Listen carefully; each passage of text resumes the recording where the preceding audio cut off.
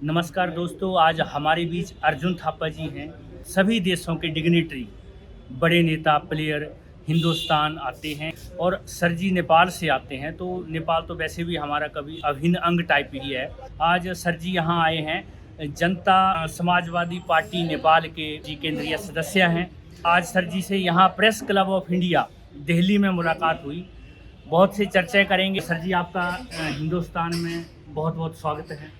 आप यहाँ पर आए। धन्यवाद। नमस्कार धन्यवाद। सर जी, आप यहाँ आए हैं तो आप क्या देखते हैं कि जब नेपाल से भारत को देखते हैं तो क्या विचार मन में आता है?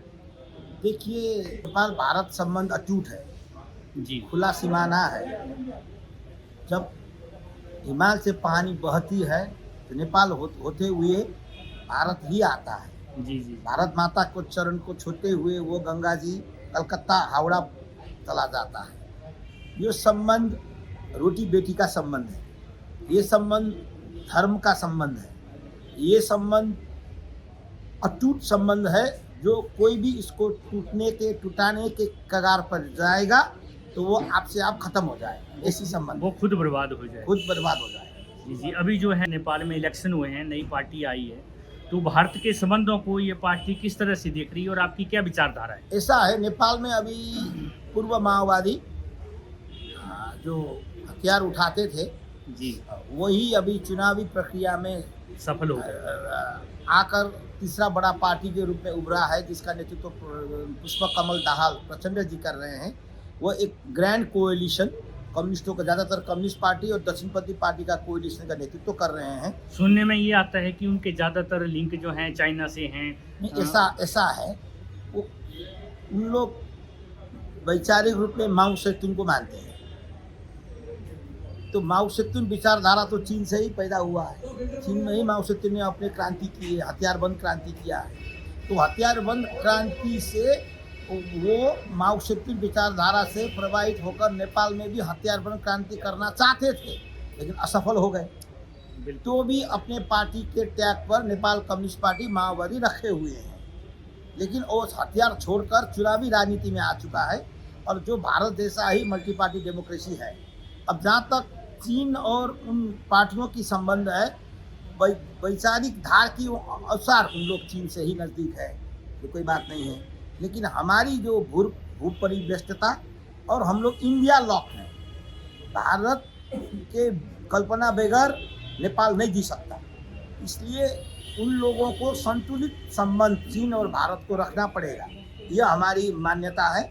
और हम लोग भी उस सरकार को, प्रचंड की सरकार को इस स्तर पर समर्थन कर रहे हैं कि तुम दो बड़े छिमेकी, दो बड़े नेबर्स को अच्छा से संबंध रखो और भारत के खिलाफ नेपाली भूमि कभी प्रयोग होने न दो।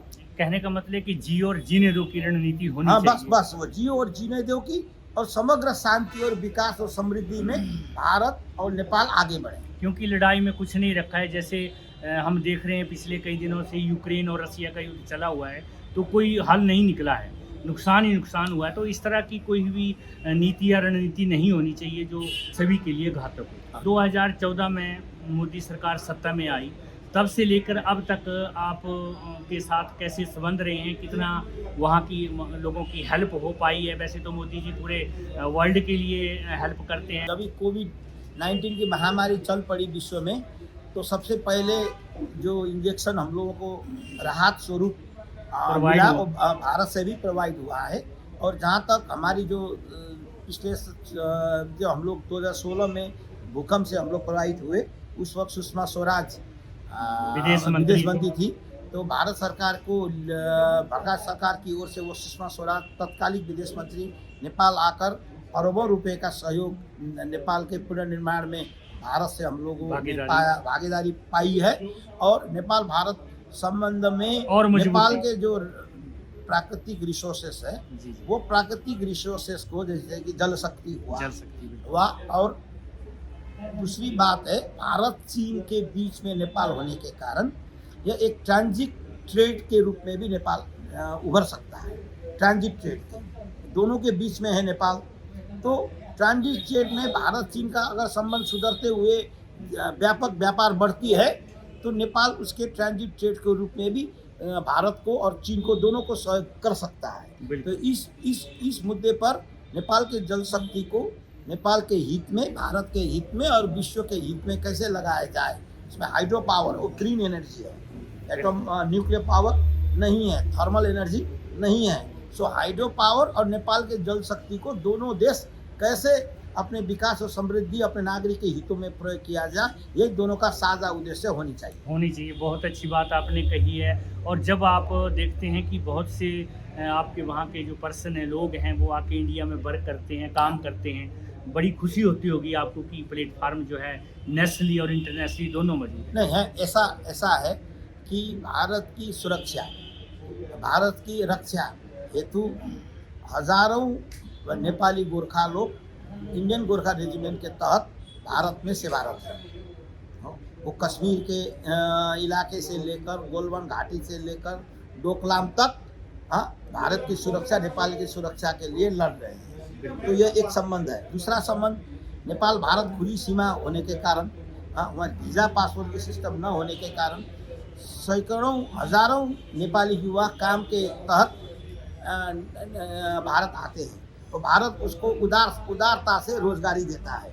अब रही बात, भारतीय लोग भी high technician, high skill labour में नेपाल के विभिन्न उद्योग कल कारखाने में भारतीय लोग भी कार्यरत हैं। तो इसमें दोनों देशों का विकास के हेतु, और नेपाल हिंदू धर्मावलंबी बाहुल्य राष्ट्र होने के कारण पशुपतिनाथ के दर्शन के लिए हो, बुद्ध के लुम्बिनी जो जन्म स्थान में, उसमें बुद्ध धर्मावलंबी का जाना हो, और जितने मठ मंदिर हैं जो सीमाना में इधर उधर दोनों तरफ के सीमा में, हजारों भारतीय तीर्थालु भी नेपाल भ्रमण करते हैं, नेपाल के तीर्थालु भी भारत भ्रमण करते हैं। पर्यटन स्थल के लिए तो बहुत अच्छी, पर्यटन के लिए, देशाटन के लिए नेपाल एक देश भारत के लिए एक बड़ा मार्केट बन सकता है। बिल्कुल। और भारत के साथ भी ये लोग विदेशों से भी यहाँ आते होंगे, तो जब नेपाल आएंगे, इंडिया आएंगे, तो नेपाल जाना जरूरी हो जाता है।